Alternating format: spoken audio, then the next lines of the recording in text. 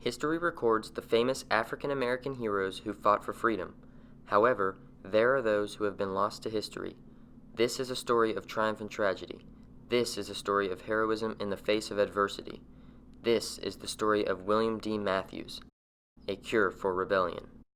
William D. Matthews, an unsung African American hero, abolitionist, and Civil War veteran, assisted African Americans escaping from the horrors of slavery using the Underground Railroad and heroically led troops to victory as the first African American officer in the Civil War. In the days of slavery, a free man in a slave state fared worse than a slave, for the master's interests in his prosperity sometimes caused him to help his slave, but free men had no protection. William Dominic Matthews was born a free man in Maryland, a slave state, on October 25th of 1827. Matthews was denied a formal education because he was a black man in a slave state. At a young age, Matthews discovered the horrors of slavery and discrimination in America. Matthews was exposed to this horror when he hit a white boy for breaking his wagon. As a punishment, Matthews was whipped after a threat from the white boy's father by the person he looked up to most, his own father. In Matthews' words, his father told him that he mustn't strike a white boy. For being black, the law would punish him. Unfortunately, discriminatory laws were only gaining strength and severely limited Matthews' ability to live a happy and healthy life. In a 1904 interview, Matthews says, "I always believed in freedom and determined to find a place freer than that state." For this reason, Matthews moved to Leavenworth in the newly opened Kansas Territory in 1854 and found a great fight for freedom in progress. Matthews quickly became a successful businessman operating a hotel and restaurant known as the Waverly House, where he was patronized by most of the wealthy whites in the town. Matthews also opened a store. These places earned him respect among the local prominent white citizens, especially abolitionists. Leavenworth was much like the state, a city of extremes divided by the issue of slavery. The town was pro-slavery leaning, populated by Missourians, making living dangerous for Matthews. Matthews succeeded in baffling the slaves' owners. Little did they know, Matthews helped escape slaves through Missouri through the Waverly House, his store, and even his home, using them as stations on the Underground Railroad. Matthews, when describing the Waverly House, said, "While I entertained white men in the front of the house, my back door was always ajar for the fleeing traveler on the Underground Railroad." Matthews worked prominently with women's rights activist Susan B. Anthony's brother, Daniel Reed Anthony, who aided Matthews in his efforts to send escaped slaves north to freedom. And with Reed and other white abolitionists' help, Matthews has more than once resisted the slave hunters who were backed up by the U.S. Marshals. During this time period, Matthews was putting his life on the line to help African Americans in need. Because of the Fugitive Slave Act, Matthews was breaking a federal law, and the punishment could be as extreme as being put into slavery or being killed. Matthews declares that at one time he had secreted in his house 100 slaves, every one of whom were safely landed where they could be free. Tensions rose to a boiling point between the North and the South, leading to the secession of South Carolina after Abraham Lincoln's presidential election. War broke out between the seceding Southern states, known as the Confederate States of America, and the Northern states of the Union on April 12, 1861, beginning the American Civil War. With the onset of the war, Matthews decided to organize his own company of 100 men to stand guard outside his house in order to protect escaping slaves. Matthews offered the services of his company to the United States government to fight in the war. Unfortunately, he was turned down and was told that it was a white man's war and they were not wanted. Undeterred, Matthews continued his quest for freedom. In 1862, Matthews, along with white abolitionists Charles Henry Langston, Daniel Reed Anthony, and author Richard J. Hinton, formed the Kansas Emancipation League, which aimed to bring emancipation throughout the whole land. Later that same year, controversial senator and free stater James Henry Lane resolved to put together an infantry regiment of African American soldiers, which became known as the 1st Kansas Colored Volunteer Infantry. Before Lane's request was approved, he started recruitment. The Secretary of War told Lane that what he was doing could only be authorized by the President, and Lincoln would not authorize this action. James Lane was already far into recruitment and decided to continue without permission. Matthews was quick to react to Lane's proposal, and on August 8, 1862, he became the first black recruiting officer in the nation. With Matthews' connections through the Underground Railroad, it was easy for him to find recruits for the regiment. Newspapers credit Matthews with recruiting an incredible 200 men, while the government only credited him with 80. As a reward for his recruits, and as a result of his relations and influence, Matthews was appointed captain, making him the first African-American officer in the U.S. military. The regiment was quickly built and ready to engage in combat.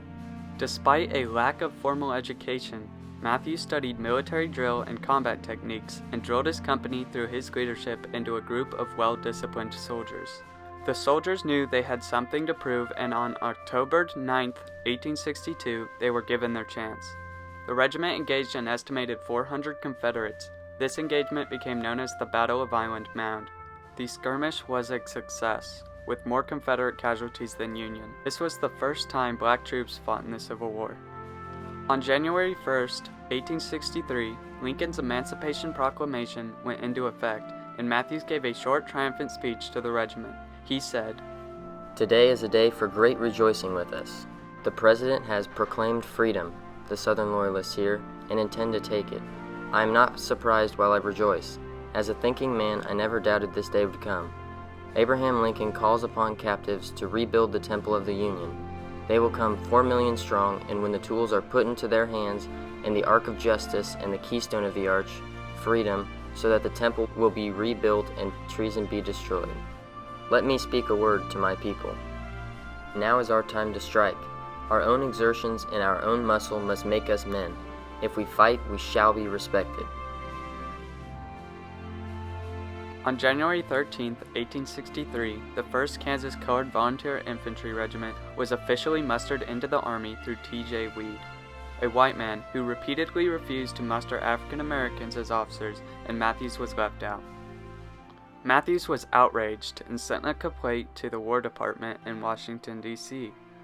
Colonel James Monroe Williams and every other white officer vouched for Matthews, forcing Congress to reevaluate Matthews' status as a Civil War officer. Fortunately, Congress approved Matthews' muster and sent a telegraph to T.J. Weed, who unfortunately ignored the telegraph and kept the approval silent. This unfortunate event led to Matthews' desertion, resulting in a much lower morale for the regiment, leading to more desertions. The 1st Kansas Colored Regiment would continue its fight to make history. With all battle casualties combined, the regiment had one of the highest casualty rates of the entire Union Army, and when compared to the rest of the African American regiments, it is the highest. After Matthews' muster was denied, he returned to Leavenworth. Upon his return, he contacted his friend Daniel Reed Anthony, who gave him a job as a police officer, making him the first African American police officer in United States history. Matthews was asked once again to return to military duty, and he met Henry Ford Douglas, a black man who was captain of the Independent Colored Battery, which consisted of black soldiers and officers. Matthews became Douglas's first lieutenant and returned to his old role and helped recruit soldiers for the Independent Battery. On one recruiting trip, Matthews was caught in the middle of Price's raid, in which he quickly put together a militia of black men to support the white soldiers. The battery did not see much combat, but the soldiers were praised for their discipline and preparedness. At the St. Louis Fair nearing the end of the Civil War, a picture was taken of Matthews in his full artillery uniform. His picture was labeled "Cure for Rebellion," and 25,000 copies were sold. Following the Civil War, Matthews continued his heroic fight for African American rights even after the passing of the 13th Amendment. Matthews joined many fraternal and philanthropic organizations.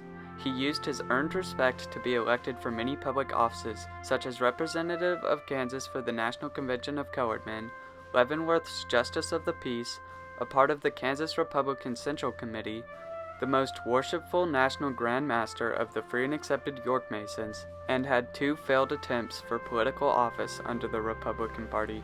He lost his first run, and on his second attempt he won the vote, Unfortunately, his opponent, a white man, stole his place and Matthews lost due to fraud and corruption. Matthews' influence and importance over the entire Kansas community is shown through being an African American voted into political office by votes from only white men. Throughout Matthews' life, 11 bills were introduced to Congress to secure a pension as an officer, but unfortunately every bill failed to pass. In 1890, Matthews was elected as chairman to lead the reunion of the 1st Kansas Colored Volunteer Infantry, where he was commended by the former soldiers. A soldier described Matthews as the ruling spirit with the men. He, more than any one person, black or white, held the organization together. Matthews had to live with the tragedy of both of his sons' deaths, and in 1906, Matthews died from an illness. Matthews' funeral was a huge gathering. Masons, white abolitionists, and former slaves from across the nation came to mourn the loss of this great man who is now buried in Leavenworth National Cemetery. Despite his famous photograph, Matthews remains a face forgotten in history. It was not uncommon for African Americans to be overlooked during the time period of slavery in America. That is why Matthews receives little credit for his achievements. This American hero helped countless of his fellow brethren escape slavery, recruited hundreds to fight against the Confederacy, and became the first African American military and police officer in American history. His efforts, although largely forgotten, are extraordinary. This unsung hero should be celebrated for his accomplishments, abolitionist, veteran, and public servant who worked tirelessly to make America the country promised in the Declaration of Independence. William D. Matthews should be remembered as an unsung hero, a cure for rebellion.